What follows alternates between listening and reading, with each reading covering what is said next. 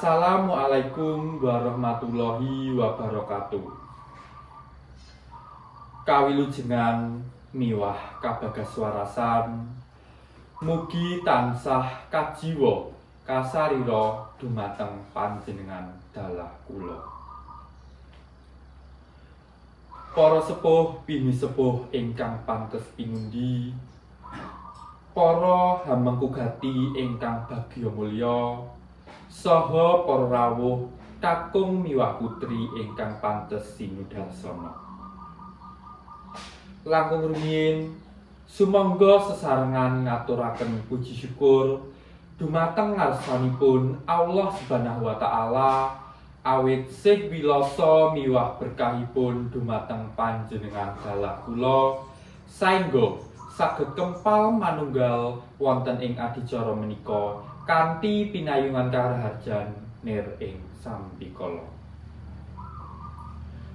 Para rawuh ingkang kula hormati, panjenengan sedaya kaaturan rawuh wonten ing wekdal menika inggih boten sanes amargi raos syukuripun Bapak Daru dumateng ngarsanipun Gusti ingkang Maha Agung awit sadangunipun mangun Bali Wisma sampun ngajeng-ajeng momongan utawi putra wonten ing dalem kulawarganipun.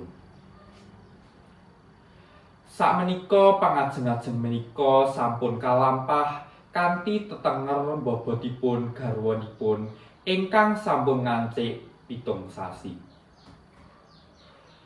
Pramila saking menika Bapak Daru sak kulawarga nyuwun donga pangestunipun saking para rawuh sedaya supados jabang bayinipun ingkang tasih wonten Madaran menika pinaringan slamet semanten ugi ibunipun. Saha mugi-mugi anggenipun lair dipun paringi gangsar, lancar, serta slamet kekalihipun. Para rawuh ingkang kinurmatan, mugia panjenengan dalah kula sedaya dados tiyang ingkang estu-estu ngabekti dumateng tiyang sepuh kekalih. Semanten ugi mugi-mugi Bapak Daru sak kulawarga benjang dipun paringi putra ingkang tansah ngabekti marang tiyang sepuhipun migunani tumrap nusa, bangsa sarta agami. Amin.